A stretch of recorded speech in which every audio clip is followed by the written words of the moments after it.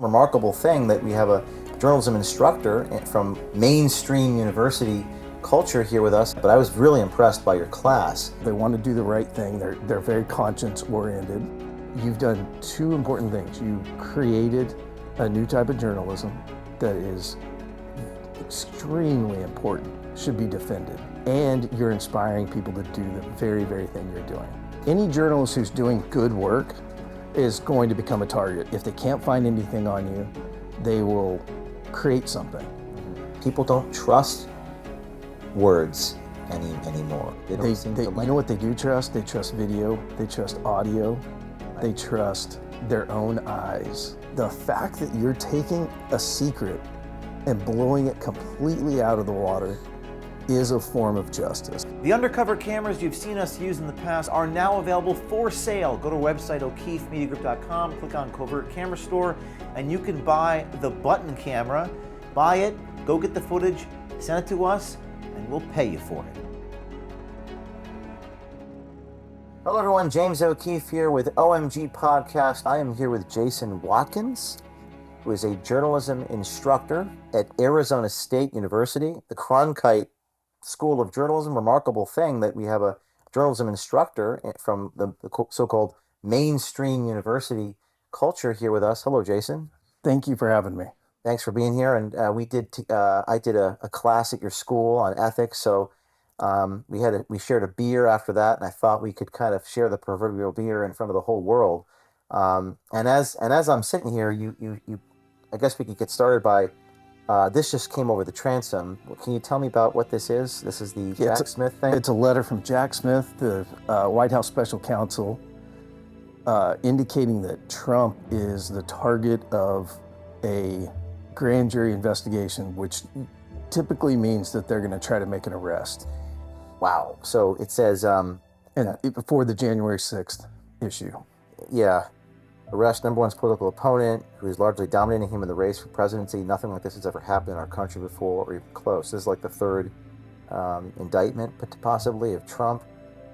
What's your reaction to this latest news? Well, according to Trump himself in his statement, he has to report within 4 days to the grand jury. So that means he might be arrested, or there's a pretty high likelihood. Every major news network has it as their top story. Oh, really? It's a top story on Wow. Washington Post. Wow. New York Times, CNN. I just tweeted out the other day, I said leadership is a liability. This is my tweet. The odds that any Republican president being targeted by the Democratic successors DOJ are nearing 100%. And if that's terrifying, it seems to be affecting other areas of society too.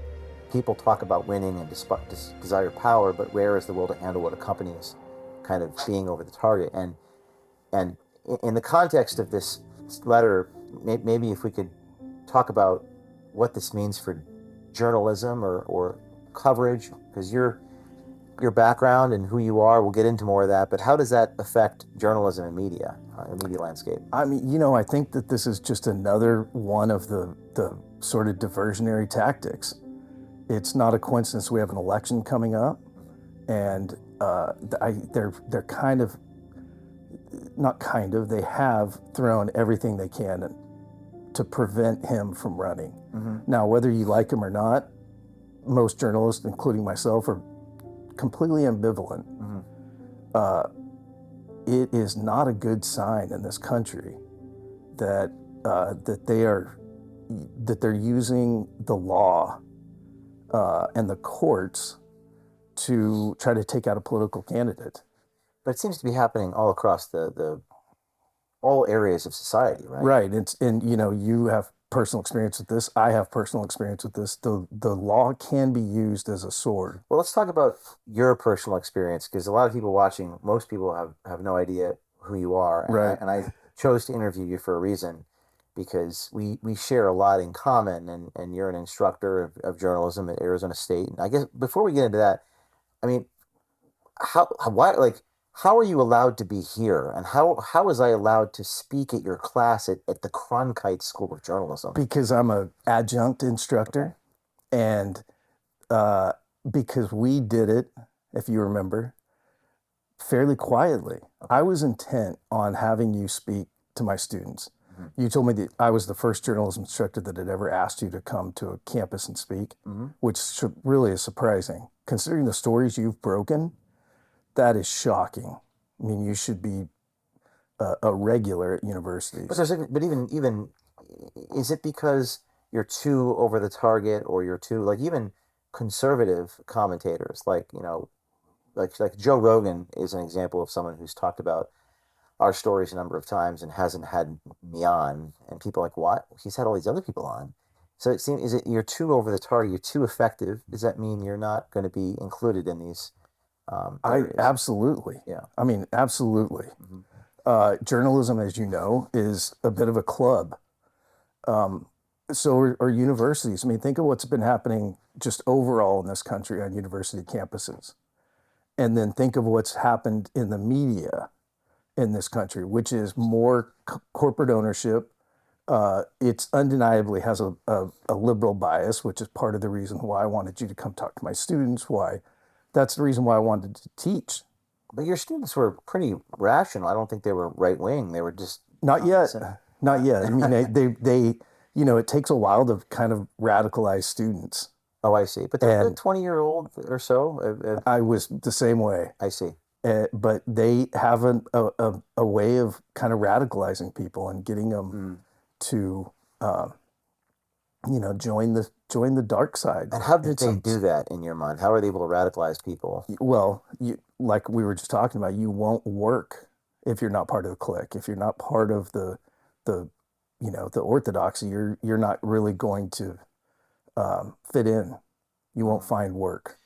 It was very surprising to people I spoke with that students at Arizona State University could be rational, could be critical thinkers. There's sort of this perception amongst boomers, let's call them, that all hope is lost, that young people, are not like that. But I was really impressed by your class. Very rational, hyper aware of what's going on. Are they a good cross sampling of students, or have you chosen a group that's a few standard deviations away from the mean? Possibly so. It was a real small group, as you saw. It was a very special group of students. And like I said, they're young. They have not, their politics have not been solidified yet.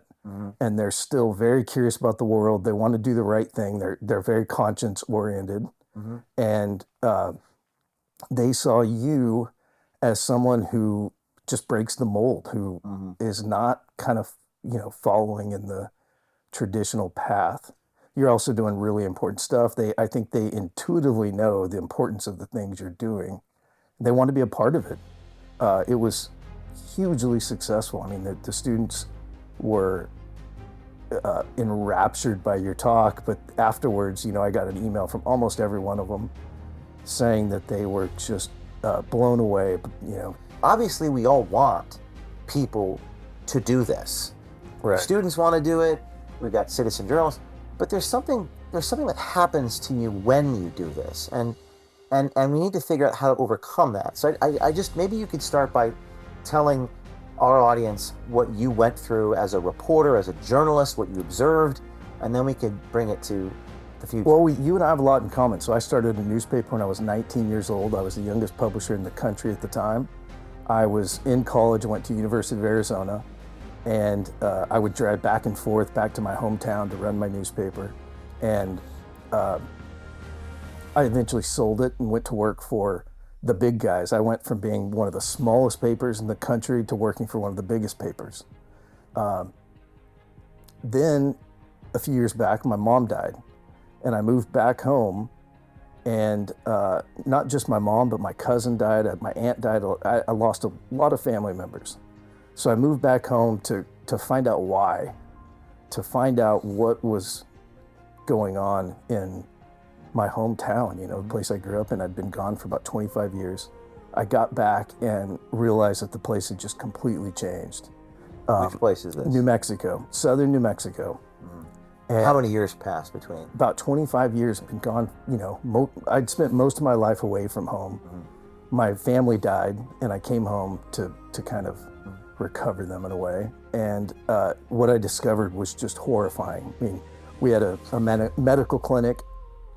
The CEO of the medical clinic had been sexually harassing his staff, had committed fraud, had been sued countless times, had been sending out settlements. And my county it led the state in suicides. So per capita, we had more suicides in my county in New Mexico than anywhere else. And then at the beginning of the pandemic, New Mexico led the nation in suicides. Well, I lost a close family member. I wanted to find out why. I wanted to find out what was going on, what was being done to help, or in my case, what wasn't being done to help. I started reporting on this clinic, and they sued me. And what did you report? I reported, well, I didn't have a media outlet at the time. So I was reporting for a number of newspapers in the state. And he came after, the CEO came after me. Not all these newspapers came after me. So I spent, it's as you know, it's a 2 or 3 year process. Anytime there's a lawsuit. What did you report, and what did they come after you for? What was? I reported the truth. They came after me for defamation and harassment. Not libel, because they weren't refuting anything I said. They were coming after me, saying that I didn't have a right to be there, that I didn't have a right to report on this guy.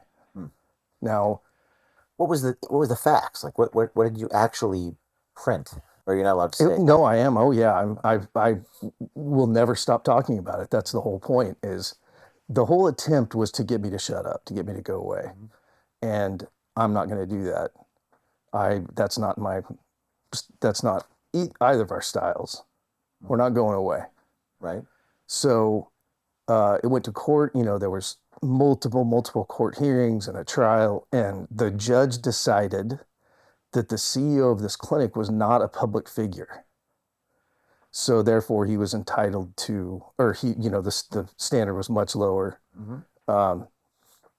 And they basically just threw as much money at me at the problem as they could. They had, these big attorneys come in from Albuquerque, and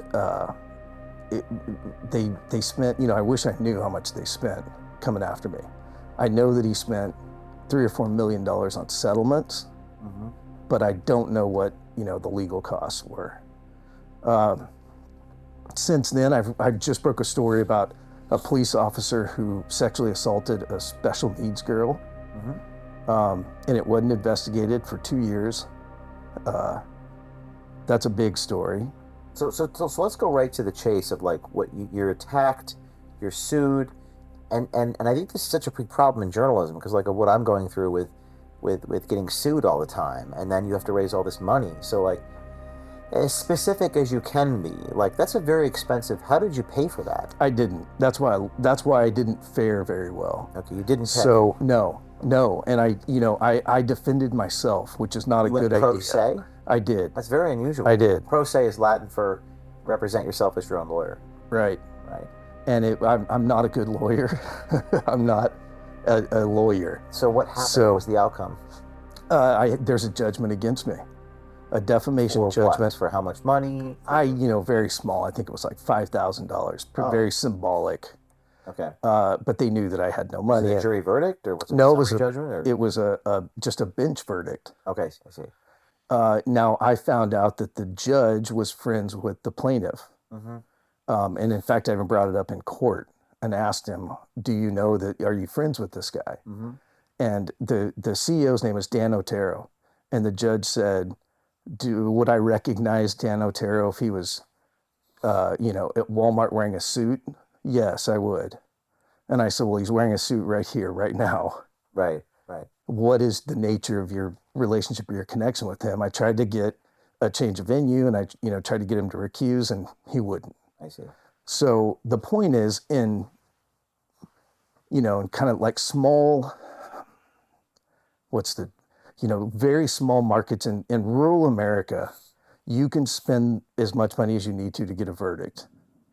That's probably also the case everywhere. I think people, like you said, people can spend a lot of money and they can get the verdict they want. People meaning the people that are the aggressors. Right. Because one of the things you said to me yesterday was that the system favors the aggressors. What do you mean by that? Correct. That means if you bring the case, the odds are in your favor. So one of the things that I find in journalism is that, very few people do this, and you've been through this yourself, and now you're an instructor of journalism. And it seems like, and I wrote about American Muckraker here, this chapter called litigation. I've been sued dozens of times, and what's interesting in my experience is that I've refused to settle those cases, but I've had to raise millions and millions. I mean, we're talking $6 million a year. I mean, which is an unthinkable sum. Right. Most people can barely make 6 figures a year of income. So, and most corporations settle lawsuits. In fact, CBS settled scores of lawsuits for Mike Wallace in the 80s. So Primetime Live, Diane Sawyer, a lot of investigative reporting on hidden cameras went out of fashion because of all the litigation. So can you just speak to, what are your observations about that, present day? How is a journalist actually supposed to do their job if they're just going to get sued all the time? Well, that's part of the problem, is journalists are not always doing their job. And outlets are eternally terrified of lawsuits and judgments. So nobody wants to get sued. What it's done is, there's certainly a chilling effect. So the type of journalism you do has fallen out of favor because of the lawsuits. Because of the lawsuits, and there's a lot to say about surreptitious recording, undercover recording. Is it ethical? Is what Chris Hansen does ethical? Is what Upton Sinclair ethical? Sometimes, as you say, sometimes you have to deceive or withhold information from sources and subjects. We've gotten to the point where public figures are inaccessible. You just cannot reach them. But why have we gotten to that point? I think technology has played a little bit of a role. Well, everybody's afraid of cameras now. You step out in the street and you're going to be recorded by a handful of cameras at any given time, especially if you're out, in public. Yeah. So people are really guarded. They're very secretive. They don't grant interviews. The idea of a press conference has kind of gone by the wayside. So it's counterintuitive. The more technology, the more cameras, the more secretive people become. It would strike me that the opposite would probably be the case. That the more cameras, the more likely you would be on them. But what you're saying, that's how we are. The more cameras we are, the less we think about it. So people just. But if you have something to hide, I see. Then you're going to go. Yeah, you're going to go even farther undercover. So it's an inaccessibility of public figures. To me, that's the reason why undercover surreptitious recording is so important. To say nothing of the fact of the power of video and audio.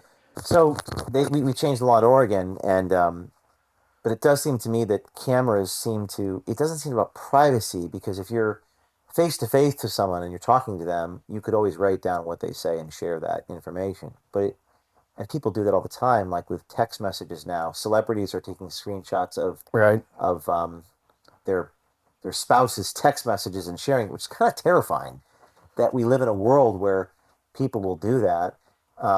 But it's something's different when you capture it on a recording. It captures the essence of someone, and maybe it's more about dignity than privacy. I don't know, what are your thoughts on that? I think a lot of it, people want to control their image, and you've written in Muckraker that people are very conscious of their image.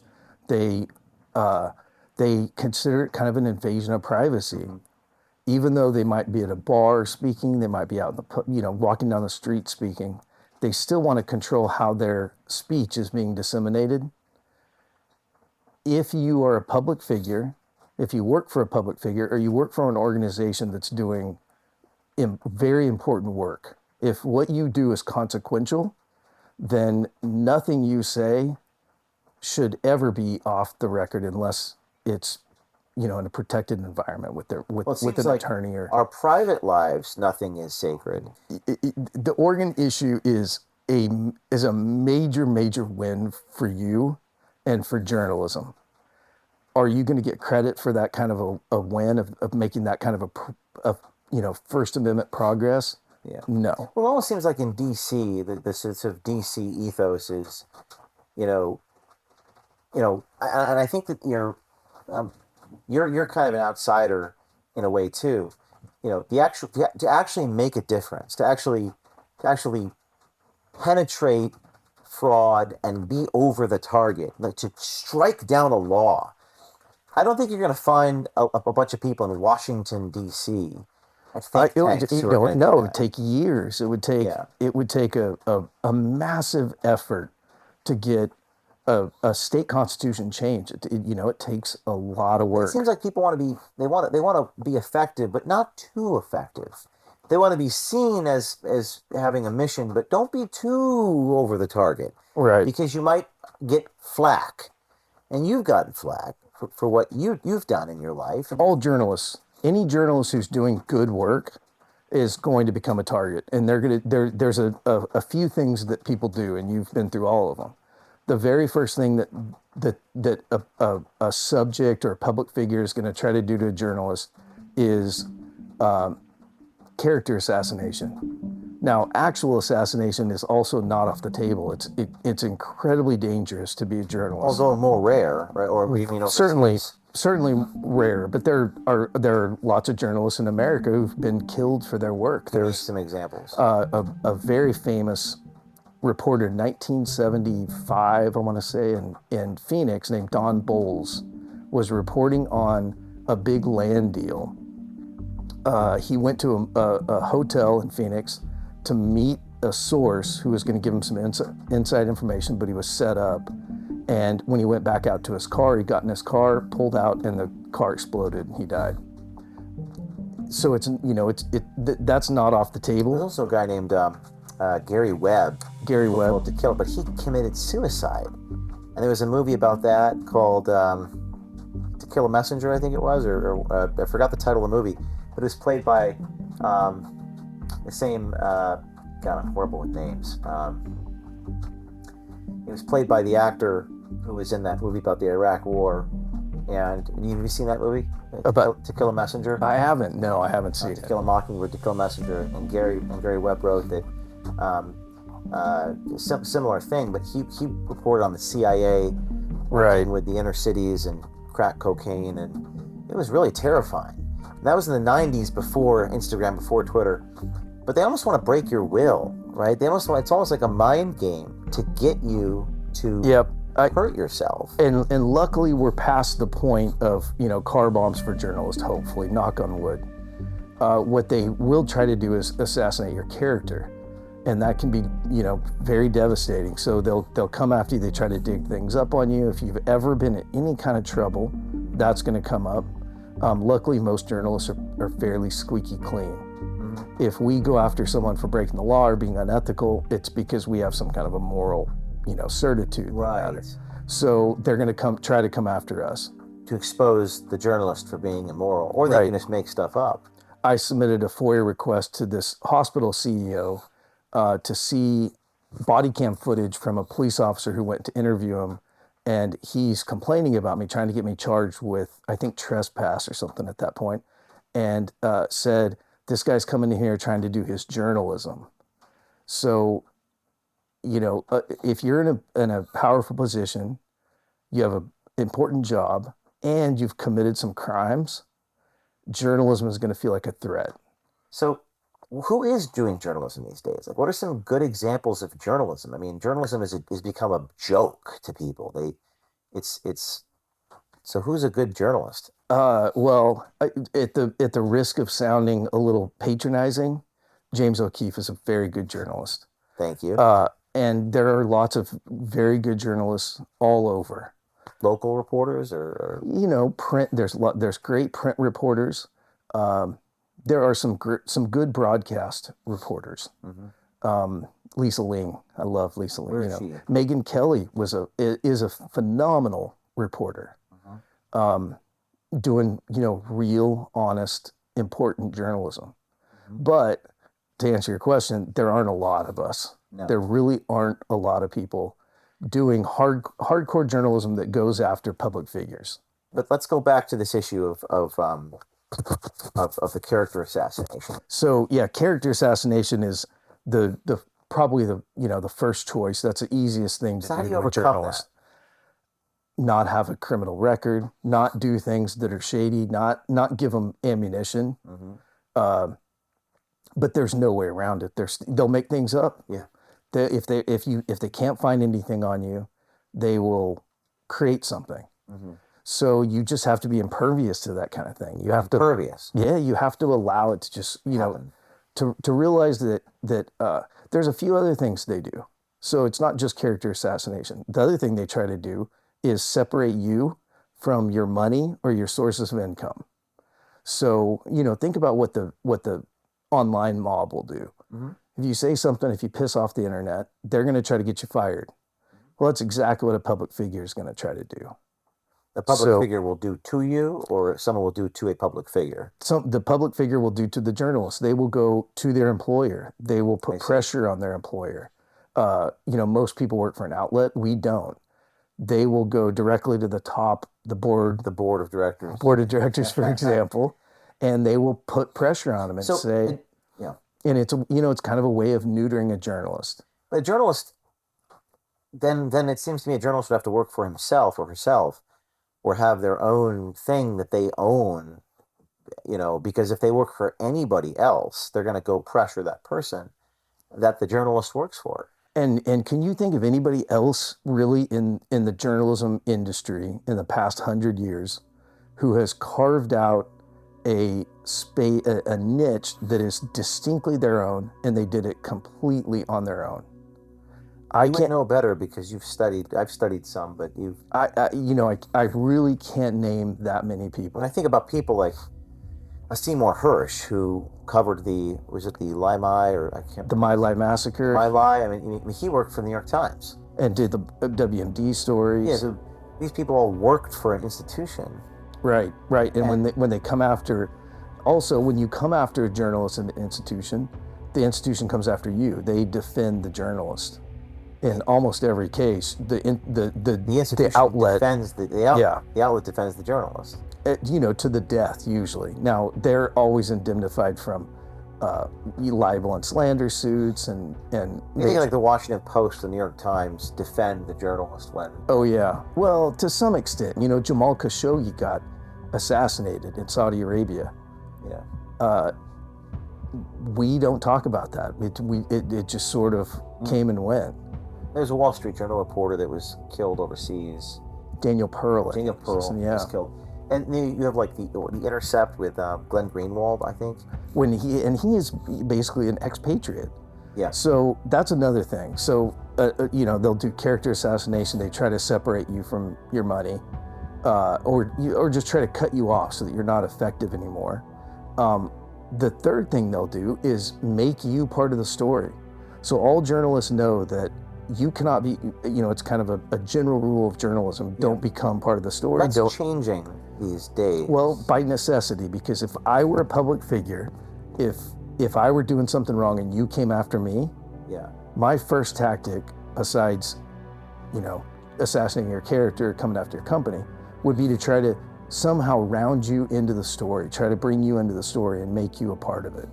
What that does is immediately sidelines the reporter. They're no longer on the story. Right. They're now part of it. That's very effective. Well, when we did the Acorn story in 2009, Andrew Breitbart told me not to pick up the phone from CNN because he said they're going to personalize it, make it about this suburban kid in New Jersey. Where is he from? What does he look like? And because I didn't give them access to myself, they were unable to do that. They were unable to do that. It's a pretty textbook approach to get someone off a story. All you have to do is make them part of the story and accuse them of doing something unethical, or accuse them of trespassing, or accuse them. But these venerable institutions the traditional institutions that you speak of that protect the journalist, those institutions aren't trusted by most people. Like not anymore. The Washington Post and New York Times. Something happened in the last 5 years or something where nowadays it's like if you get attacked by the Washington Post, it's a badge of honor. It's like what Trump does, where like when Trump was indicted in New York City, it seemed to help him. It remains to be seen whether the Jack Smith indictments will help Trump. I mean, I'm ambivalent. The outcome of the election is none of my concern. Impossible. However, the way it's conducted is definitely my concern, and whether or not it's conducted ethically and above board. On one hand, it's horrifically unethical to go after a former president. Well, we're in a weird situation. We've never had a former president running it, but to go after a candidate for president politically, to go after him in that way, it's unethical. Now, on the other hand, it might have the unintended effect of helping him. Right. We don't know. It's the prediction business is what a lot of journalists do. They have to predict. Right. I always say that like only God can predict the future and liars can predict. But it seems like most of what people do nowadays is they comment. They comment and opine about things. That seems to be what most people on television do. There isn't any actual original information. It's all just regurgitated crap, and people talk about what other people are talking about. There's also a bit of a wall, or not a wall. It's an ivory tower. I'm not the first to make the assumption. Journalism is very much kind of an ivory tower, and you have to get into the circle for your for your stories to be told. You have to be part of the clique, and if you're not part of the clique, you are considered kind of alternative media. And you're someone who's working in the ivory tower in a way, and it bothers me. It bothers me. I've been a journalist for over 30 years, and I have. You said it's been the past 5 years. I really think it's been probably the past 20 years. And what has happened is technology and the internet. The way we get and spread information has changed. So the way that newspaper, they should have changed and they didn't. So the Washington Post, New York Times used to have stellar reputations. Now, when the Washington Post came out with their tagline, what was it? Oxidize in darkness. It was roundly mocked. Yeah. It's still kind of not taken seriously. Yeah. Well, the Jeff Bezos owns the Washington Post, and everyone always comments on. We know how they do the quotes. They cut the quotes. They omit the context. But these venerable institutions, I think about what you're saying. These venerable institutions that we've always trusted to protect the reporter, but if their own. But what about the independent? The journalists don't have any protection. No, we're out there to protect them completely on our own. And I'm speaking, I've chosen to interview you because I'm biased, because I feel like this is something that we're trying to determine how this is going to work. Because even in the mediations I've been in, the lawsuits I've been in, jury verdicts I've been involved in, it tears the fabric of your soul to be attacked, targeted, shamed. I don't even have a family yet, but I imagine if I did, they would target the family and target the employer of the wife or whatever. It's just, I can't do this for the Washington Post or the New York Times. I'm trying to think of some specifics. Like, I don't think the New York Times is, they would seem to want to hunt down the ABC News whistleblower who exposed the Amy Robach, Jeff Epstein tape. They would want to hunt that person down. They never told that story. They had no interest in telling that story. So, well, they should have told the Jeffrey Epstein story in general. And that's the whole problem, is that was, there's a lot of stories that get kind of spiked by the big journalism outlets. Well, I think it's obvious. I think that I can say this as someone who has worked for newspapers my entire life and is very closely aligned with journalism education. There is an undeniable liberal bias in the press now. It's undeniable. But define liberal, because these days it's hard to know what these labels even mean sometimes. Well, let me make it as kind of blunt. There is a bias towards Democratic politicians. Okay. Democrat politicians. So we, as journalists, we're not supposed to be political. We're not supposed to have political, leanings, and we're certainly not supposed to be actively political in our coverage or, and even in our private lives. That's not in practice typically among journalists. So, like I was saying, think of what's been happening on college campuses. They're becoming far more liberal, far more. I don't like the term woke, mainly because it's misconjugated, but it's this idea of hyper liberal. We all know that's happening. That's talked about every day on every conservative comment. All they do is talk. But That's happening in media as well. It's happening in media as well. So, yeah. From a education standpoint, if you go through the college, the journalism school kind of pipeline, you're going to come out and you're going to be sort of kind of thinking the way there's there's an orthodoxy in the way that journalists think. And right now it's extremely liberal. And that bothers me. If it was extremely Republican, that would bother me. I mean, I come Me too. Yeah, I'm the same way. When I was at Rutgers, there was a ratio of Republicans or Democrats to Republicans of 104 to 1. So for every one Democrat, for every one Republican, there was 100 Democrats. And I thought, that's not fair. That's not fair. The country is divided in this way, and there should be representation. It's definitely not fair. Mm-hmm. It's also not good for democracy. So in my home state of New Mexico, we have been Democrat-led for the past almost 100 years. Mm-hmm. There have been very, very few kind of brief moments in time where a Republican controlled the state. And as a result, we're one of the poorest states in the nation. We're one of the most unhealthy states. We have the highest child abuse. Right. It's a, it's not a happy, healthy state. Part of the reason is because it's so politically lopsided. Now, the problem with political lopsidedness is it breeds corruption. In every instance, it breeds corruption. So if Republicans were in charge of the media, which they're decidedly not, that would breed corruption. Right. If any group that maintains kind of absolute control or they dominate, there's going to be corruption. Well, it's also the corrupt people attack the journalists, and the journalists speak because the corrupt people are trying to. It's almost like the journalist's very existence is an act of rebellion against the corrupt people. So they have to destroy the journalists because their very existence. If you got skeletons in your closet, that journalist is going to expose me, so I need to hurt that person. Yep.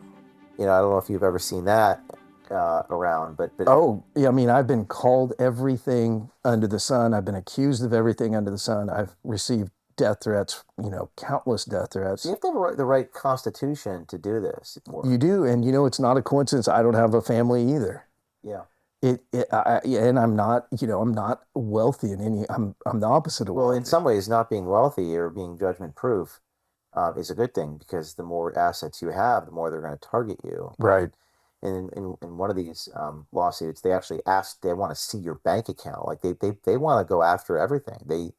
There are organizations that are working together, big nonprofits funding litigation against me, and making sure that they break my will and stop me. And it's so antithetical to the First Amendment. But you said last night that it is antithetical to the First Amendment, although they have a First Amendment right to fund people. It's an interesting paradox, because the First Amendment violation comes when, in my opinion, is when the judge accepts that lawsuit. Yeah. And the judge is looking at this lawsuit, and it is strictly about speech. Well, the whole litigation process is kind of a crooked deal in my opinion. I mean, like, you got lawyers making copious amounts of money. I mean, my former employer, and I drew a salary, and I had most of the lawyers that were working for me were making more money than me. Right. And which is ironic on two different levels, because, the argument was that I was greedy or something. I mean, raising money to pay these lawyers. but it's the free market. The lawyers expect to be paid that wage, whatever it is, $1,000 an hour, $500 an hour. But, you know, it's really, how do you, I guess I'm trying to find a solution here. You know, maybe we don't have one. Maybe I'm exploring it. Last night we spoke, you said people are kind of waiting to see what happens to James O'Keefe. Well, yeah, I mean, you want to know what the big overarching answer is to continue this type of journalism in America, and my answer is it's going to take someone like you to figure that out. Mm-hmm. Someone like you who is actually doing it, who is paving new ground. You're a bit of a pioneer in this particular type of journalism, which is, I'm not even going to call it guerrilla. I would call it like accountability journalism, holding people accountable. Yeah, that's a word that we hear a lot in society. Like there's a lack of accountability. Nothing ever happens to people. Right. And I'm not exactly sure what people think is accountability. I mean, what do you think is the accountability that people want? Well, the accountability that journalists want typically is action. We want things to change. Okay. Society, I think that they don't have a good enough idea of what journalism should be and what the First Amendment actually is. The First Amendment is there are basically no limitations to the First Amendment. There really are no exceptions. Now, people are going to argue that and say there's many, many exceptions. Hate speech is one common. And there's absolutely no exception to the First Amendment to hate speech. Well, Hate some speech people is think protected. there should be. There's a normative conversation about this. There's extreme disagreement on this. And well, I don't think those people are serious. I mean, I think that the First Amendment is as clear as it can be, and there really are no exceptions. You can yell fire in a crowded theater. That's a misconception. Right. But that scenario is almost, inconceivable. Yeah. You can say anything you want in this country. Yeah. You can say anything you want.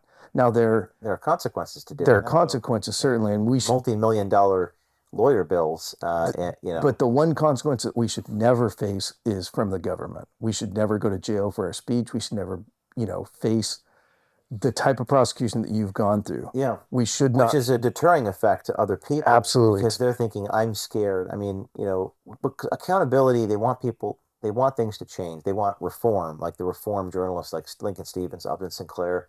They wanted reform. And I love that word because I don't know what the reform should be.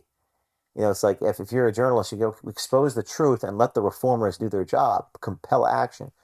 But I think it's gotten to a point in society where it's pretty dark. I mean, most people, what I see as a citizen, when I visited you in Arizona, I spoke at a county rally. I gave a talk, and most people want to see the other side in jail. That's what I see. So the Republicans want to jail the Democrats, and the Democrats want to jail the Republicans. I think the Democrats probably more vociferously want to jail the Republicans. They're probably more effective at jailing the Republicans because they have a will to do things that the Republicans often don't.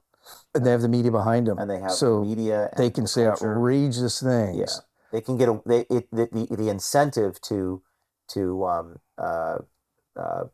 if you're a Republican, being effective, you're going to get targeted by these organs. Whereas if you're a Democrat, you're going to get on the front cover of Vanity Fair if you're effective.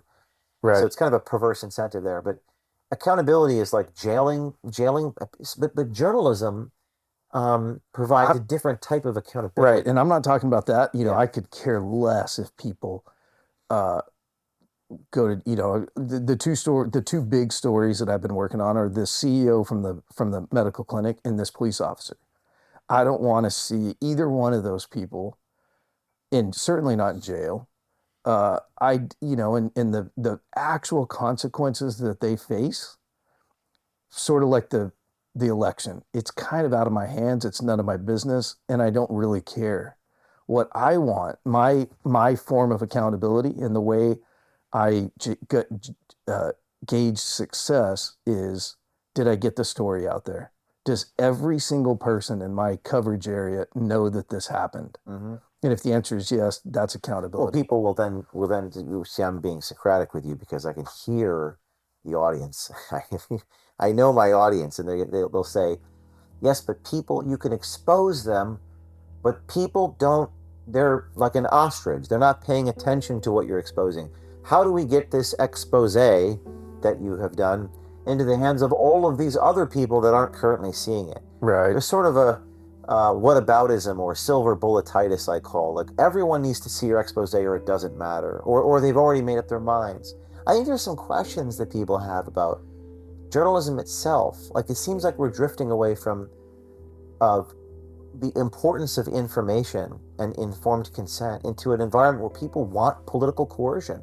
Yeah. He said information doesn't matter anymore because no one's paying attention to the information. And what is your reaction to that? I think that we're really, really losing our First Amendment tradition in this country. What the First Amendment means, we're getting farther and farther away from.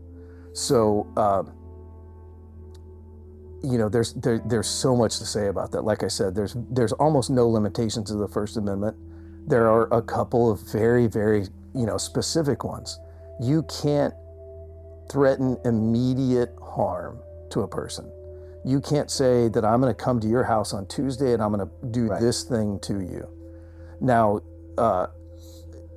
what constitutes a threat, that's, it's very subjective, but you basically can't incite a riot or cause a imminent lawless action, is what the Supreme Court says. The other thing you can't do is say there's going to be a big troop movement. You're technically not supposed to put recipes for atomic bombs out there. Right. We're talking about extremely narrow thing. Although the libel lawsuits were a thing in the 80s, in the 70s, I think, and they've. What are your thoughts on that? I mean, you can't defame someone with actual malice. That was the. That's a New York Times standard. The New York Times versus Sullivan case, which was in 1964, and that basically made it impossible for a public figure to receive damages or to receive a judgment for libel, slander, defamation, things like that. Do you support the New York Times versus Sullivan decision? Absolutely. There's people who don't. There's conservatives who don't. I mean, the justice on the Supreme Court, Gorsuch, dissented, and that's the press should be more free. Mm-hmm. We should always have more speech, not less. So, Neil Gorsuch noted, and I wrote this down, Neil Gorsuch wrote in a recent criticism of New York Times versus Sullivan in a case, hold on, I can't pronounce this, Schlexen versus Berisha. So this is a Supreme Court case, 2021, the Berisha versus Guy Lawson, Justice Gorsuch dissenting, quote, New York Times versus Sullivan, it has come to leave far more Americans defamed without redress than anyone could have predicted, and to leave even ordinary Americans without recourse for grievous defamation. I think Clarence Thomas agrees. Many conservatives, if not most conservatives, including the Trump MAGA movement, thinks that we need to open up the defamation laws precisely because of what you pointed out earlier in this conversation, that you just get targeted and assassinated and defamed. I've been victim to that by the New York Times itself, saying that my video was, quote, deceptive. And the article literally said the opposite of what the video stated. Now, that's their speech. They're saying something that's just untrue. And the process to hold them accountable, because our media institutions need to be held accountable. How do you reconcile that? I think that Gorsuch is wrong.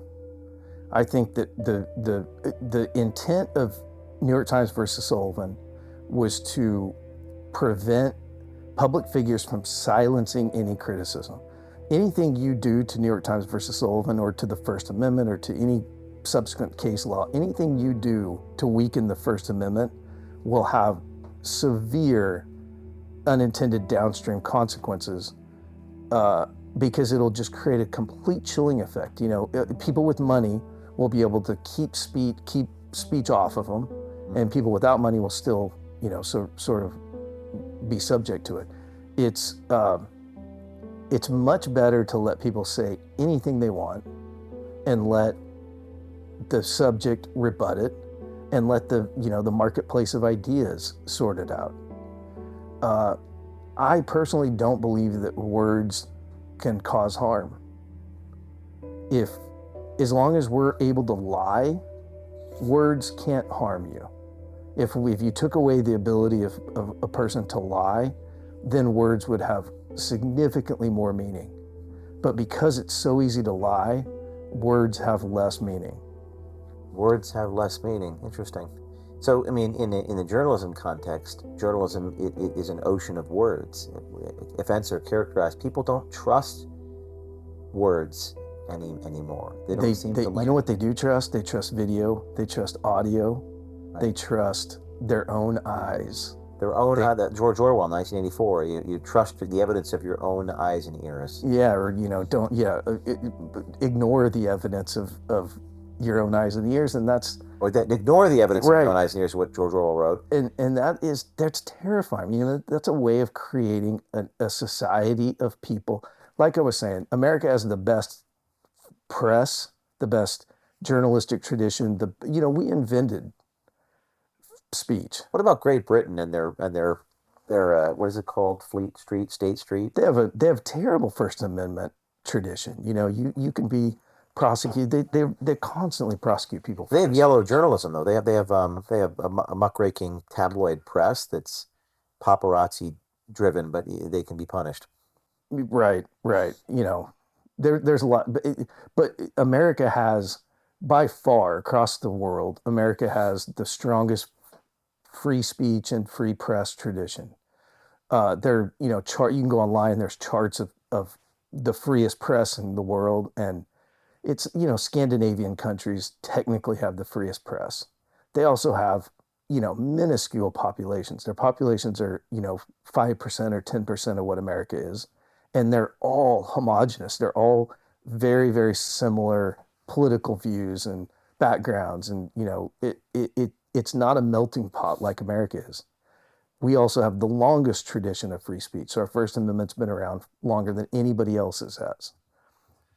We have the biggest media outlets and the most trusted media outlets and the biggest journalistic names. America really does do journalism better than anybody else. A lot of people would disagree with you, but that's why. Relatively speaking, that's why it's so important to fight for it.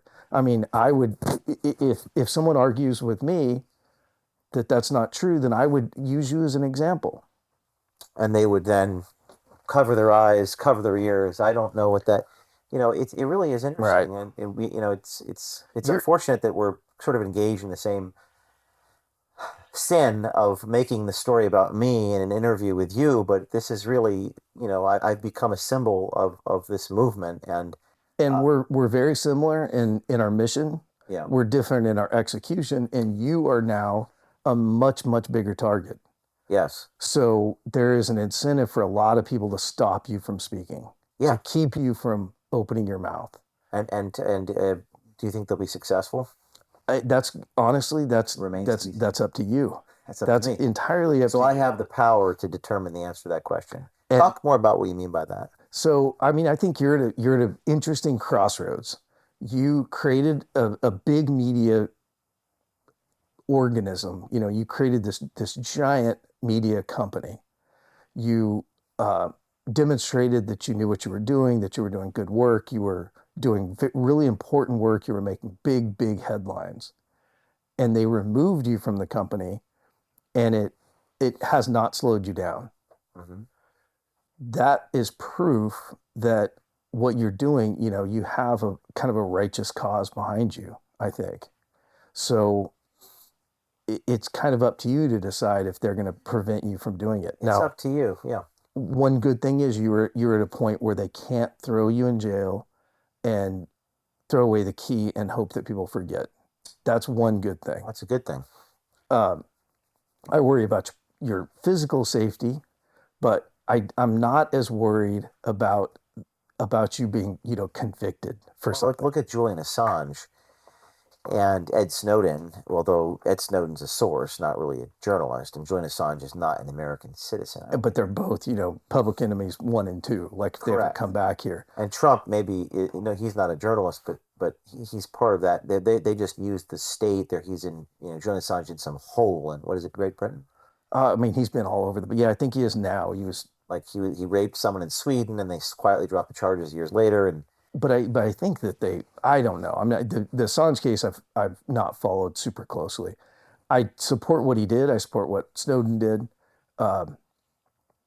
Obviously, whistleblowers from inside the government are a hugely important thing. yeah, We would know, there's examples of majorly important whistleblowers that that changed the world.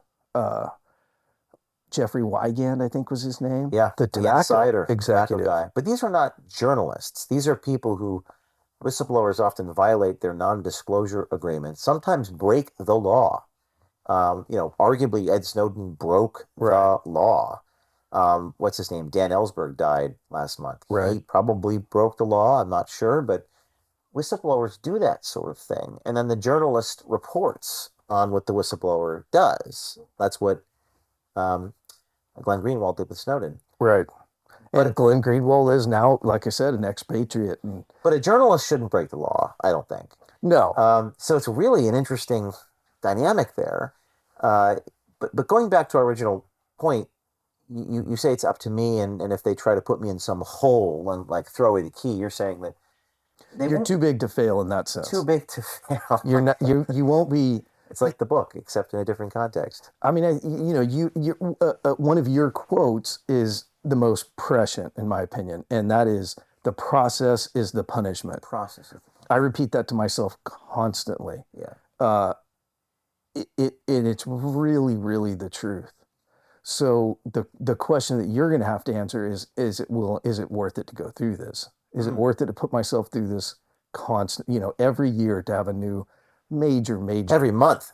I mean, it's about, you think, every major story you break, are you going to have this tremendous fallout where, you're. well, they're going to come up with new tactics, right? Because the story we did on Pfizer, and then we did a story on BlackRock, and I think one of the things that people thought was, and there's more to come on that, but people said, whoa, he chose Pfizer, and then he went after someone bigger than that. So the opposition always comes up with new tactics and campaigns to try to hurt someone if you're a journalist. And there's all these conspiracy theories, like Michael Hastings died in a fiery car crash in Los Angeles, and everyone says that he was killed, but we don't have any evidence of that. But there's a lot of fear in the hearts of American people.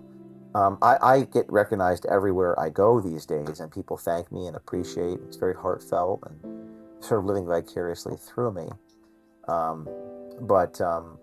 Which is incredibly rare for a journalist to become a recognized public figure. Most of us are really just behind the scenes. We want to keep our face off the and that kind of hurts you if you're targeted by the state.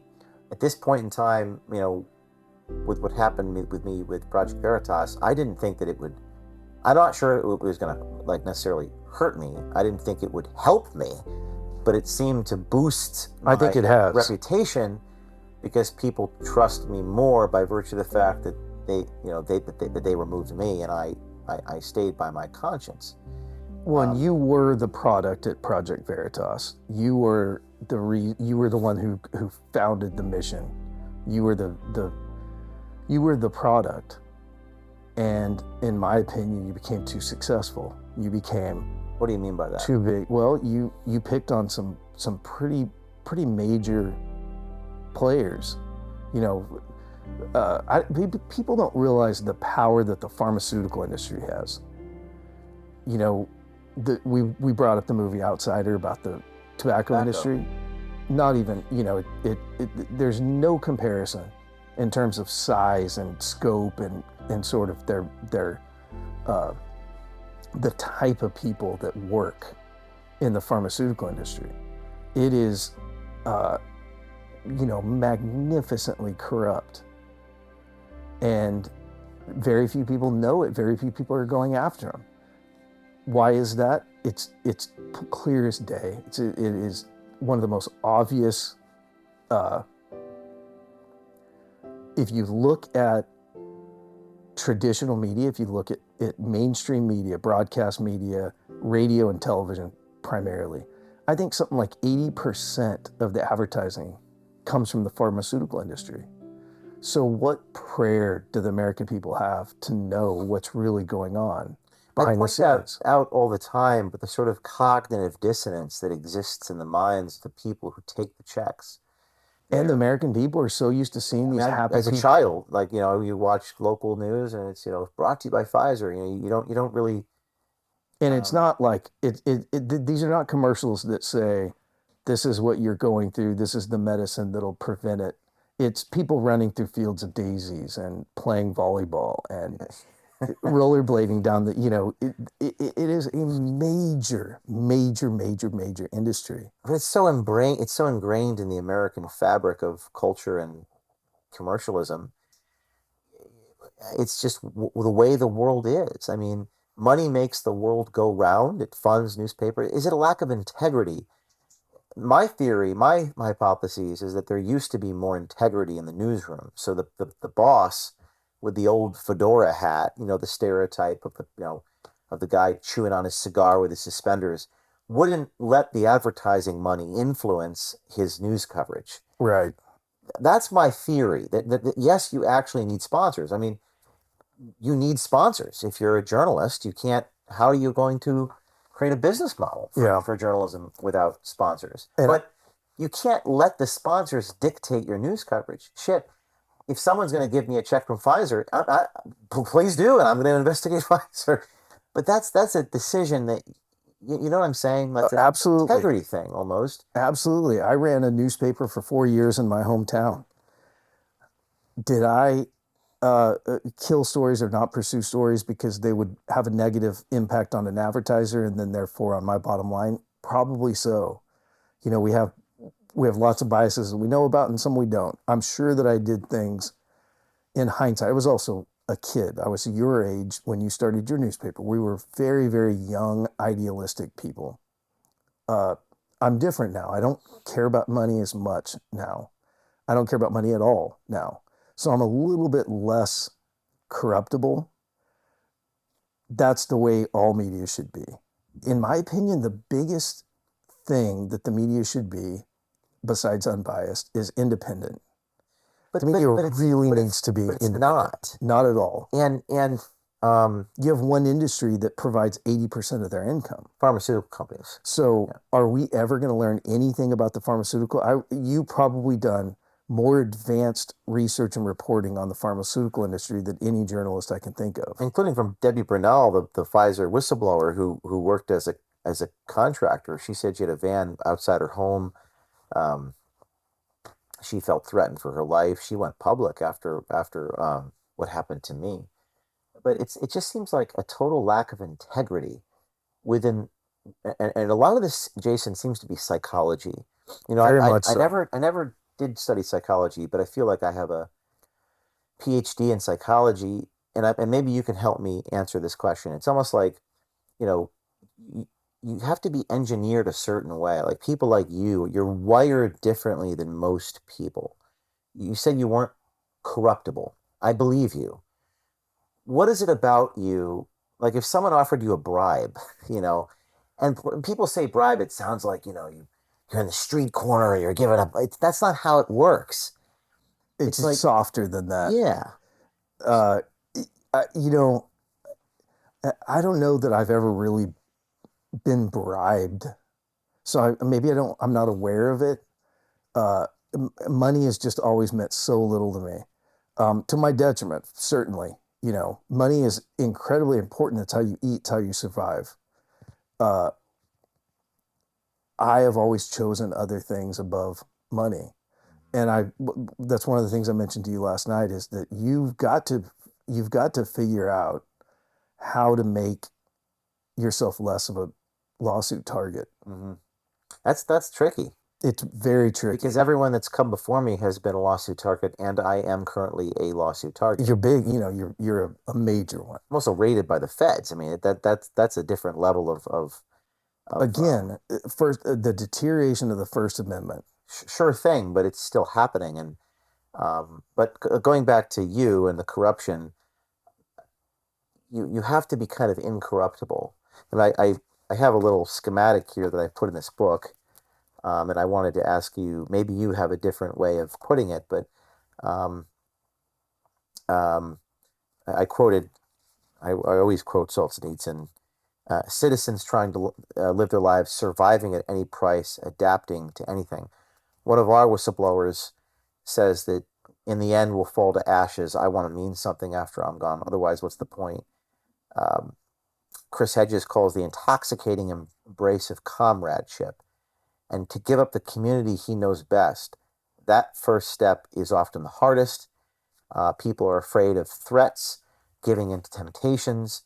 So for me, I'll go first.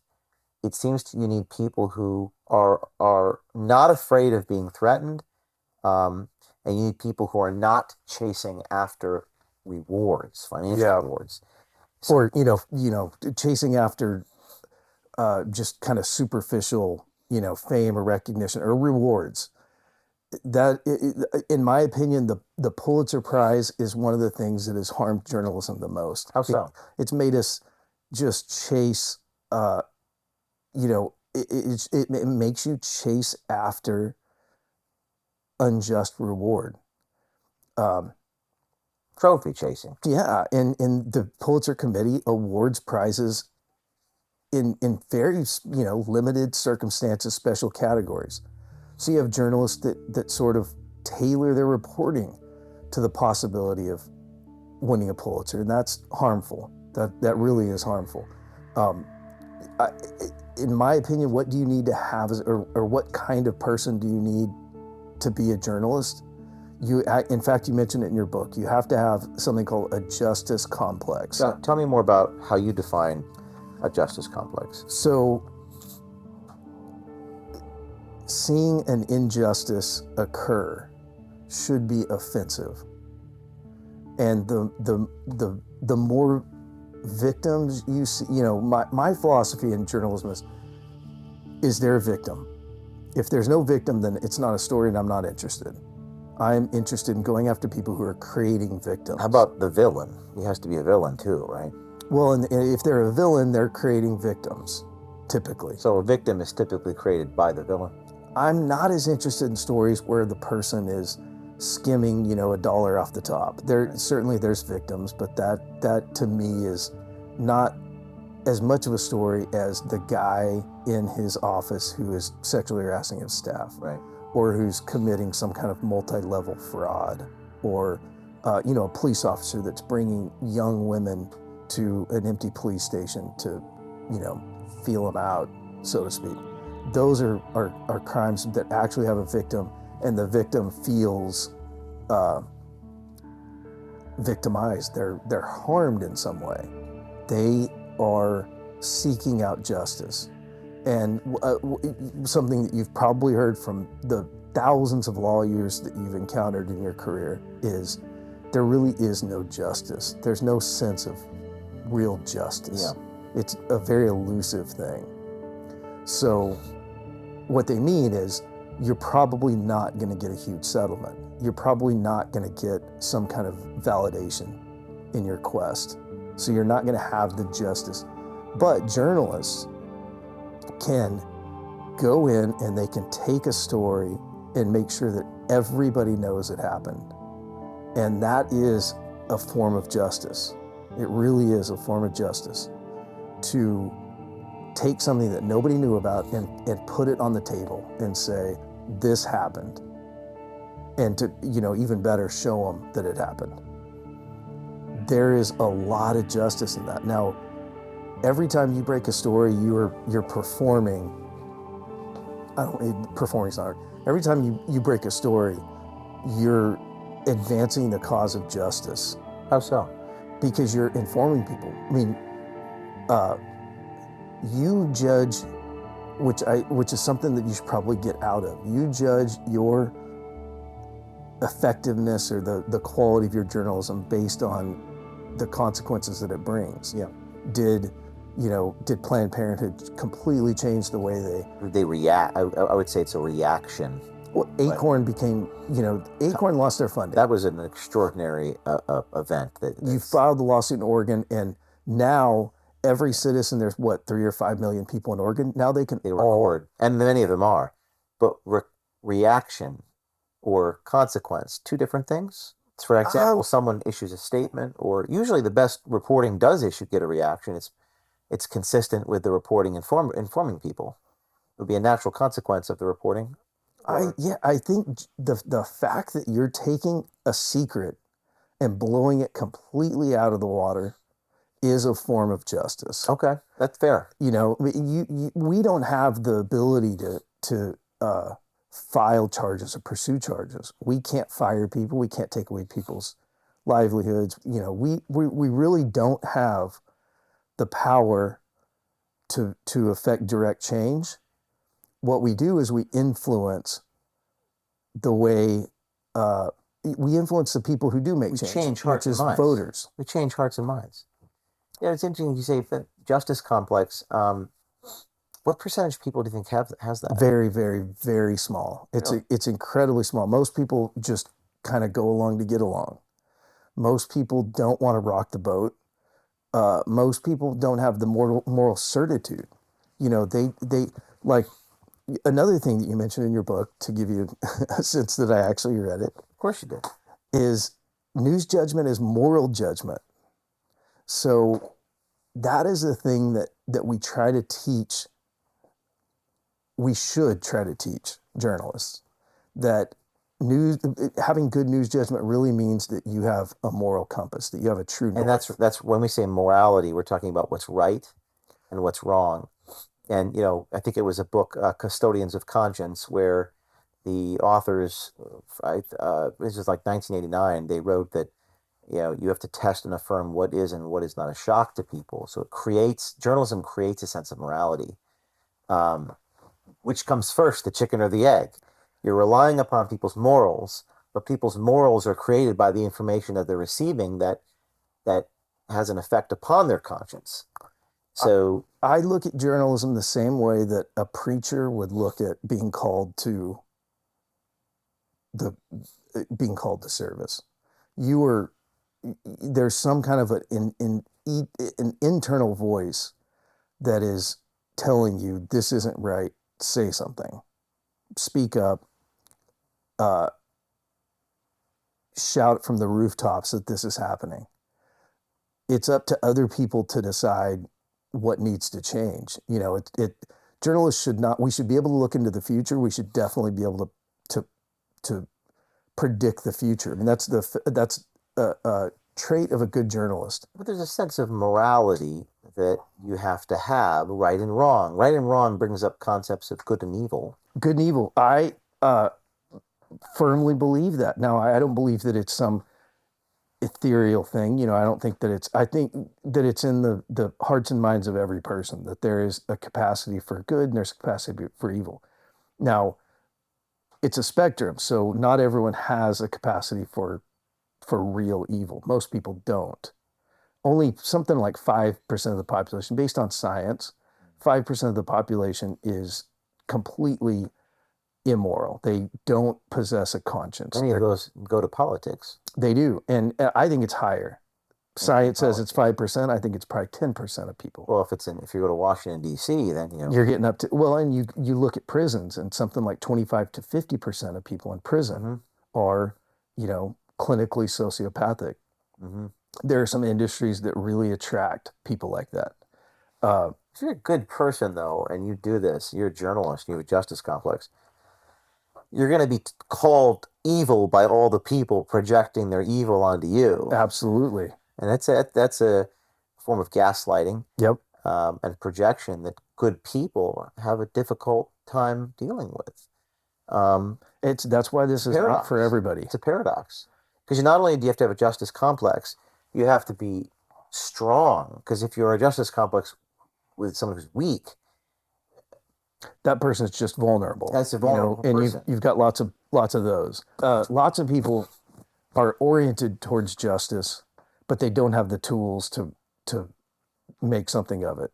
Or they have so many other circumstances in their life that they can't pursue justice. They have a family, they've got kids, they have a big important job that they can't afford to lose. So they're not going to speak up. there's a lot of people who just lack moral certitude. They don't think that they have a voice. They don't think that what they saw, what they witnessed, what they heard is necessarily wrong, which is another thing. The way I define evil is selfishness. That's kind of the way that's my benchmark. Interesting. If you are just chronically selfish, that is, in my opinion, the best definition of. It's hard to be a leader or a journalist and be chronically selfish. It is. People have done it. You can do it. Yeah. But then you're not really a journalist. No. And those personality types really lend themselves better to Wall Street. Wall Street, I would say, probably is, is probably dominated by people who are sociopathic in a way. I would tend to agree with that statement by personal experience. Wall Street for sure. Washington, D.C. is probably... But also news anchors. I mean, news anchors are, I would say, I heard someone once told me that most news anchors are narcissists because they're in front of a camera the whole time. They're obsessed with their image.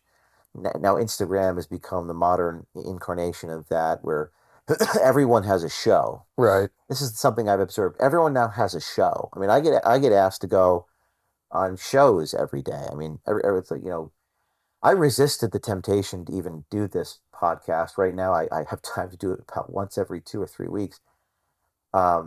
Everyone is their own brand now. It's like everyone's an opportunist or everyone's an exhibitionist. I don't know what your thoughts are on that. I agree. I'm not sure that equates to just downright selfishness. I think that's more of kind of something that just gets to the water supply, and everybody wants a brand, and everyone. But everyone wants to be something. Everyone, it's like, which is a good. Is it? I mean, probably so. Everyone wants, I'm going to create the next. I mean, I can't tell you how many thousands and thousands of people claim to want to create the thing that's going to have the power. But if you're a journalist doing this, you just put one foot in front of the other and go tell stories. Correct. That's my contention. Like, you want to go get the next story. That's what drives you, is to tell the news. And in order to tell the news, or in order to, maybe you need to create this thing. Right. It's not the thing that's the end. It's the ability to give the information to the people. And I haven't. My experience is most people just want to be famous. They want to create a dynamic for themselves where they're powerful and famous. They have very little to say and lots of drive to say it. I spoke to someone recently who, someone who is one of these influencers, and someone who I guess I could say I respected, and I was sitting in a room with her and one of her advisors, and the advisor said, "So what's your goal?" And I expected this influencer to talk about making a difference in society and changing public policy and informing people. And she said, "Well, I want to have the #1 show on Apple." And I was like, "That's weird. That, first of all, that's honest, that's candid, but that was her primary focus, was to make sure her show is ranked #1." And what if Apple decides I don't like her and just delete her? That's that's an important kind of aspect of what's happening is people are building, like, they're doing what you're saying, they're becoming famous, but they're becoming famous on the back of a platform. Right. And that is such a precarious idea. Well, ratings. I mean, ratings is, been the case for 70 years. So, and how does that probably is what doomed broadcast news and has made broadcast news so untrustworthy and unsuccessful. Everyone used to tune in, and now I don't think what the percentage of people who get their news from the evening news is just minuscule. Now they're getting it from the internet. They're getting it from individuals in some outlets, but they build a trust, and they know that they can come to you. Which, when you said the influencer asked what her goal was, to me, your goal has been fulfilled. In my opinion, you have succeeded in your mission. It doesn't feel like that. I get that. Yeah, it's a never-ending mission. I get that. And you will be 90 years old and you will still feel the same way. Yeah. For sure. Yeah. But you did it. Right. You you've done two important things. You created a new type of journalism that is extremely important, should be defended, and you're inspiring people to do the very, very thing you're doing. You did it. Now you're trying to inspire other people. Become the next James O'Keefe in your community, even if it's your school board. It doesn't matter the level, because if you can change one heart and mind, you can make Everyone's You worth said it. in your community, you want everyone to see your report. I would submit to you, well, what if just a few people saw it? That when I was at my nadir, to me, it was the lowest point where I thought there was no hope. Well, if I can affect if I can make one person smile, or one person laugh, or one person outraged, then it's worth doing.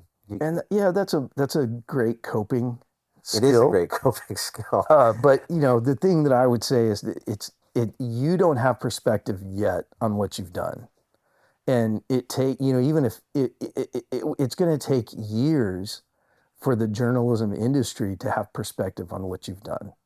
Well, I was stopped in the street in Miami the other day by a gentleman who said, "I'm so sorry what Project Veritas did to you. I'm so sorry." There's kind of an empathy and sympathy for me after what has happened. Right or wrong, that's how people feel. They feel it was wrong. There was certainly a line in the sand of what happened to me. It was a line in the sand because shit, if it could happen there, it'll happen anywhere. If it can happen to your own baby or to yourself. And that's something that I can't relate to. That's something that you are that's why you've got to write or sell the movie rights to your story. Because maybe you can help me write it. I'd be happy to. I'm not a screenplay writer, but I can, take notes. You're a storyteller, and it's a matter of just telling the story. Definitely a storyteller. And I don't know about you, but what drives me, you talk about justice complex, and I just like to speak by example, and then you can tell me what you do. For me, the thing that gets me going is the excitement of telling the story. And sometimes you have funks, right? You write it, what do you call it, writer's cramp, or just I can't find a good lead. But sometimes you're on something. Yep. Oh, this is big. And it's almost like a shot of caffeine or adrenaline. And I got to get this out. And when you're on that high, you just nothing will get in your way. Yep. Literally, they could try to do anything to you, but you're not going to stop. That's what drives me. It's like, we got to get the story out. Yes. And I don't think, if you're not driven by that, I don't know how you do this. Again, that's why not a lot of people are cut out for this type of work. You're driven by power or money, then isn't it that power and money that's going to be hoisted by your own petard? Right. And the energy that you're talking about, feeling that feeling of, that is the moral mission, that you are on a moral mission, and you know that the information you're about to share needs to get out there and is morally right to share. Not a lot of people know what that feels like. Not a lot of people are in that position. Most people never come across major stories like that, or they don't know that they've come across them. Or they can very easily be convinced that they're not a story. I can't tell you how many times I've gone to media outlets. Again, I'm an independent. I used to own a paper. I'm glad I don't anymore, because it would have gotten taken away from me instantly. Mm-hmm. I mean, within 2 or 3 stories, someone would have gotten my paper, and I would have so I want to be as independent as possible. I don't want to be dependent on any one platform. I don't want to build on Twitter and then get kicked off of Twitter. Right. So, what my goal is to stay under, to make a difference in my community, stay under the radar as much as I can, and teach people why they should take on this moral crusade. I tell my students that we're the ultimate superheroes in society. If you want to look at it in that way, we're being able to, knowing the First Amendment and being able to speak truth to power is an almost biblical superpower. It's a David and Goliath power. And not everyone's cut out for it. Not everyone's meant to do it, but we absolutely need people to do it. We need people raking the muck. Mm-hmm. If we had no muckrakers, imagine the country we'd be living in if you couldn't rake the muck. We would be living in a dystopian hell. It would not be the America the founding fathers envisioned. Some people say that we are in a dystopian hell. Well, I'm worried that we're heading there. Yeah. And I know the way to that hell, and it's restricting speech of any kind. That's why the First Amendment is such a special thing. It is. A lot of people say the Second Amendment protects the First. I would say the opposite. The First protects the Second. The pen is mightier than the sword. If we don't have our right to speak, it's very, very easy to take away the other rights. Yeah. So, telling the truth is an act of defiance in a lot of ways. Telling the truth in a time of universal deceit is a revolutionary act. Yes, absolutely.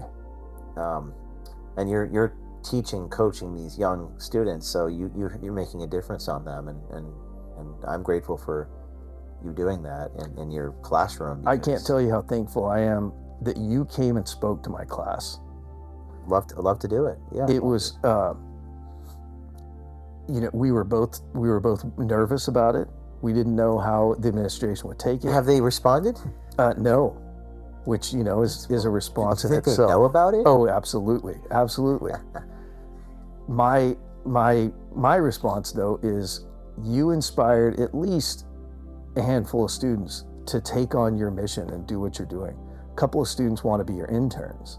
I had students that were. Did any of them live on the East Coast? They don't, unfortunately, but they could be convinced, I'm sure. Yeah. The students were absolutely fascinated and inspired.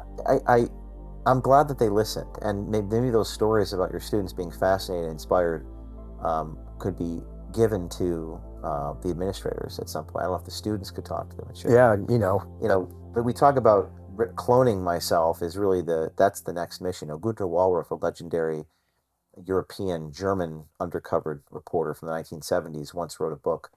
I think it was called The Undesirable Journalist, and it was probably one of the most remarkable books. It's already amazing. There's nothing new under the sun.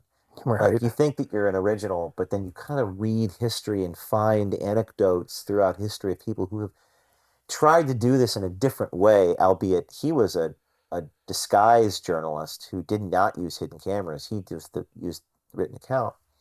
And Ken Silverstein, Harper's Magazine, same thing. Ken texted me yesterday about something completely unrelated, but he did undercover journalism. And Günter Wallraff wrote in The Undesirable Journalist that there can only be one solution. There needs to be 6, 12, 20 Günter Wallraffs. He recognized, he was a guy who was doing it on his own. He recognized that the only way was for him to clone himself. Right. And that's been the toughest part here, because you got citizens across the country, your students say, and they're captivated. So many people are captivated, but it requires this sort of willpower, which is different than I want to do it. Saying I want to do something is easy. Being entertained, inspired, easy. One could even be jealous and say, I wish I could do that. I feel bad that I'm not doing that. I don't know if that's jealousy or just guilt.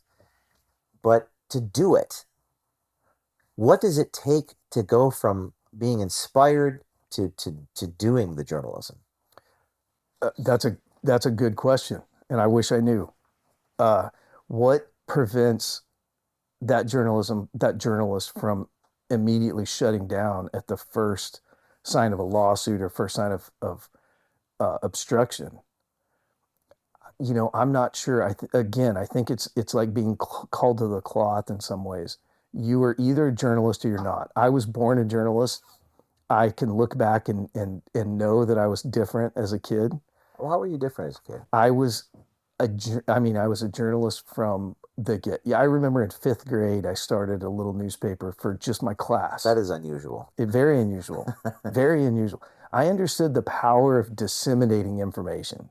What made you understand that power? Were you born with it? I think you're born with it, honestly. I think you're born with this idea that you observe things and you have to tell other people why they matter, how they matter, or just that they matter.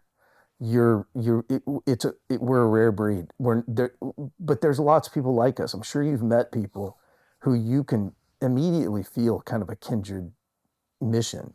They would very much love to do what you're doing. They just don't have the tools to do it. The not the physical tools. They don't have the internal Or they tools. say, right, right, or they say, oh, if only I was 30 years younger. You know, if only, or on the flip side, yeah, let's take a younger person. First, let me make my first $2 million on Wall Street. Right. I remember I once talked to this 24-year-old guy who actually, I actually worked with, or in some capacity. He was a student newspaper editor at his college. And he went to work for an investment bank on Wall Street. And I kept doing this muckraking, and I kind of felt a little inferiority complex. Like, look at me, I'm just this ragtag, broke 24-year-old making gonzo videos, and this guy's like wearing a suit and tie and suspenders. And he said, James, let me first make my first few million, and then I'll do this. But a lot happens On the on the way, way to, yeah. to making your first few million, doesn't it? And a lot happens to you on the way of becoming a journalist. A lot happens to you on the way through journalism school. You're surrounded by people who are just repeating the same things that they hear, that the uh, the whatever the prevailing kind of politics are, they're just sort of repeating it. So we don't have a great tradition of debate on college campus. I mean, we don't have a tradition of debate in this country. We went through, like last month, we went through this entire Twitter episode where we debated whether or not medical science should clear up some of the misconceptions about the vaccine. Mm-hmm. And the people that claim to be on the right side, their position was you don't debate people, you don't speak to people, you don't share your time with people. Right. And that's an illiberal. Yes. That's why I asked what your definition of liberal is, because I don't know what it means anymore. Well, yeah, it kind of doesn't Illiberal. mean anything. Yeah. When I say it, I'm referring to The illiberals. the Democratic kind of partisan politics. partisan Democrat politics. I'm not a conservative. Ask me the issue, and I'm a conservative or I'm a Right. liberal. Depending on the issue. Right. So, there's millions of issues, and I change depending. My policies also my politics change as I get older, as I see things. I've seen what certain types of policies, what the effects are on a state. I know what these policies do to people's psyche. And that's a huge. There's lots of ways to attack this. I mean, what these liberal policies do, what they're trying to do is create just the orthodoxy. There's accepted range of speech, Mm-hmm. and then there's things that we can't talk about. I don't believe that anything is off the table. We should be able to discuss anything and everything in this country. The free speech absolutist, which is really, really interesting you say that, because even I was convinced a little bit by Gorsuch's dissent and New York Times versus Sullivan, because as someone who has been defamed and lied about, but I guess your point, another way of looking at it is, rather than sue them for defamation, just put out more information. Well, but you also have to. The playing field's rigged. So in a perfect world, you wouldn't have needed to sue. But that you're also having to use the tactics that are being used against you, and you've got to fight fire with fire in a lot of ways. It's tough because you spend millions of dollars just to get to past summary judgment in a litigation against the Times, and all the while they're continually attacking you, and the New York Times is used in the algorithms at USA Today.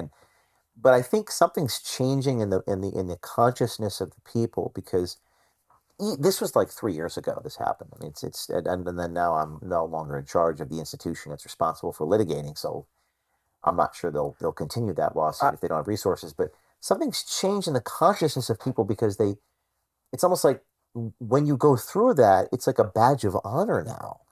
Well, and that's a point I would make, is Yeah. that it's a good thing that everything that's happened to you is a good thing. It Weird. doesn't feel like it at the time. Well, it didn't feel like it at the time. I think in retrospectively, you look back at all of it, and I think it's good. And it's turned you into a highly principled journalist. But the litigation stuff is something that I have not figured out, because the amount of money, let's go to this subject, which is, again, we're talking about journalism here, and you might not be thinking about psychology and metaphysics and philosophy and economics, but we're going to talk about all those things because in order to do this, you have to understand those things. And I think the chapter I never wrote in American Muckraker, there was a chapter that I had drafted called Economics. I never wrote that because I ran out of space, and it says 700 footnotes, and there's always time for another book. How do I broach this? It's like blackmail, greenmail. Blackmail is the threat of releasing damaging information about someone, either imagined or perceived, to force compliance and conformity. Greenmail, different definitions, but the threat of taking away someone's paycheck, right, to force conformity and compliance. Arguably, greenmail is more prevalent. I mean, money makes the world go round. And the incentive here, even if you're not a bad person, the incentive to just go along to get along is so huge when you have babies to feed, when you have a mortgage to pay. I don't think that there's really very many people in this country who are willing to go through the legal turmoil that you've gone through. That's one of the things that actually makes you special, is the fact that you're willing to do it, begrudgingly, uncomfortably, but you are willing to, you go through the steps and the hoops that they put in front of you. It shouldn't be that way. Like I said, we should have a much more robust First Amendment tradition in this country. The minute a judge sees this lawsuit, they should be thrown out instantly. Anytime a judge sees a lawsuit that is based on a person's speech, it should be thrown out. And it's not. It's not. Or, not just speech, but the process of gathering news. So like trespassing charges are always just absolutely ridiculous. So do people have to be self-sacrificing effectively? I mean, I don't know if you want to call it martyrdom or yes, but you have to be willing to not have any attachments to do this sort of work. You have to be willing to risk it all. Yes. So that's the thing that I haven't quite yet figured out. I'm leaving that for us to talk about for a few minutes. Just how do you deal with that? People, Maslow's hierarchy of needs. You have to be a sociopath or a masochist if you don't want shelter, food, clothing. Right. A sadist. Sadism. The answer is, like I said, there's very few people willing to go through what you've gone through, and it's not going to be apparent to you until you're either retired or gone. Your rewards, because of the nature of your work, is going to come later. Like I said, it is taking, I feel like I'm a little bit ahead of the curve. I'm a traditional and mainstream journalist, and I've seen what you did. I was not a supporter in the beginning. You and I used to tangle on Twitter. Is that right? We did. If we could find those tweets, we would love to see those. And if you can search. I'm sure I kept them because, please do. I'd love to see them. I was not a supporter. So what changed? You changed my mind. How you so? really did. I mean, so what changed? A million things. I mean, I realized that I was wrong. I had become I'd become ideological on the left. That was where I was coming. That was the place I was coming from. I thought that I was being a bleeding heart liberal that wanted everybody to win, and I want everyone to get along, and that's not realistic. There are too many bad people in the world. There's too many scams in the world to be a blind idealist in a way. Now, the thing that really did it was we both got kicked off Twitter around the same time. March 21. Yeah. It was, mine was a little earlier. You're back on? So, I am, but I'm not, I don't live on Twitter because I want to be everywhere. I don't want to just be on one platform because they will take me off again. So that was one thing that changed. I realized we don't really have free speech.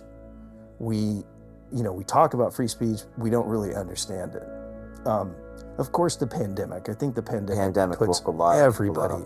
It just, that woke everyone up. Yeah. If I hadn't already sort of seen the light and had been kind of awoken, the pandemic would have done it. Accelerated trends that were happening in society, a rapid. Well, I'd love to see those tweets because I'd be curious to know what we were trading barbs about. It was like tactics and targets and things, and I didn't understand what you were doing. I didn't understand how important it was. I was also, you very much become blinded when you join a political side. Yeah. So what changed? I grew up. Okay. I saw the light. I realized that everybody has a right to say and speak. Well, there's also a lot of respect for just keep going. If you keep going, that's what Andrew Breitbart said. If you keep going, you're sending a message that they can do it too. You got to keep going. It's that's the other thing I thought when you were talking, which was that you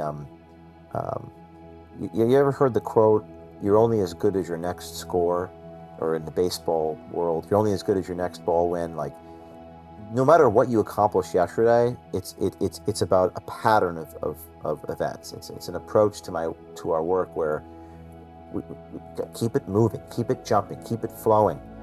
There's a lot of one-hit wonders in this business. There's a lot of people who come and go, particularly in politics. It's like people rise and they fall, and they come back again a little bit. But the media is very much like that. You have people who come and go. Come and go, especially on CNN over the years. There's a guy named Rick Sanchez who just vanished. I remember. Lots of people just sort of wash out. But when you were debating me on Twitter, I remember we had these conversations. We had these back and forths with people, and that doesn't happen anymore. I mean, very rarely do I get a serious intellectual critique. I mean, like Eric Weinstein once tweeted, at me, "shaky hidden camera visuals," and I retweeted back. This is 3 years ago now, 3.5 years ago. I remember the tweet. I said, "Would you prefer me report the stuff without having the audio? So you just have a written account of what happened versus an audio recording of what happened?" No one would care. No one would. Yeah. But that led to him inviting me on his podcast because he found my retort so interesting. But even when I was with Weinstein, it almost seemed like he was dunking on me to impress his illiberal or liberal, whatever you want to refer to it, as friends. Like, I need to lash James O'Keefe to get brownie points because of this incentive that exists out there. Yeah. Like, ooh, it's toxic to be with you. And then Weinstein told Rogan afterwards, he's like, "Well, that was a risky one to be with James. That was a risky one. Risky to who? Risky for what?" But times have changed. I don't think people really engage in dialogue anymore. No, they don't. Eric Weinstein's brother really gets it. Brett Weinstein, he was a professor in Oregon at Evergreen College, and was basically run off campus by a mob that accused him of rape. He and his wife, extremely liberal, and the campus basically kicked him off campus for some kind of transgression. I forget the details. They were not that critical. And he he has become kind of another voice of the radicalization on university campuses. The biggest face or at one point, a big face on this topic was Milo. Speaking of people who kind of come and go. He would go and speak on campuses and wouldn't even get past the front door, and if he did get on stage or get a mic, he was shouted down. And that is, that's horrific. That is, you want to listen and hear out anybody. if Adolf Hitler came and had something to say, I want to hear what he has to say. I want to hear what every single person has to say. I want to see who is wearing the swastikas. You know, I don't want to ban swastikas. We should not ban anything that is ideological or political, because we need to speak about it. We need to talk about it. And in this country, it's becoming one side controls the conversation, and they just stop the talk. They stop the conversation. So we don't get to bring up these important things, you know, gain of function research but the money thing, you know, money is what makes the world go around. Money drives people, and money that's the two things I haven't figured out is the litigation piece. Yeah. Well, again, which is directly correlated to money, because lawyers don't work for free. They require money. And trying to keep a team of people going to do this, which is against their own self-interest. I don't know how to reconcile that, and we're still we're building that. We're building a movement, and we hope people follow. We hope your students go out and do it. Well, you're creating kind of, the way I see it, you're creating a little bit of like an Associated Press around the country. The Associated Press created bureaus in every state. Yeah, and that's sort citizens. That's sort of what you're doing. The Associated Press was not an organization in every state. It was a person or a newspaper or a media outlet in every state that controlled the content. I think there's probably a lot of people working in journalism who would share content with you and stories with you, if they come across something, if they had the opportunity. I certainly would. You know, anytime I find stories that I think need to be told to a wider audience, I would share them with you. I think a lot of people are like that. Well, we're wrapping up here, but thank you for being here, Jason. Nice to see you. I can't tell you thank you enough for coming and speaking to my kids. I mean, that really was one of the greatest gifts. I want to say that you came to my class on your own dime. I sort of begged you to come and speak because I knew you had something very important to say, and I knew they were going to get something out of it. You spent a ton of money to come to my class. I could offer you absolutely, I give you a t-shirt. I couldn't put you up. I couldn't do anything for you. And you came and did it. Then you sent 2 autographed copies of both your books to every single student in my class.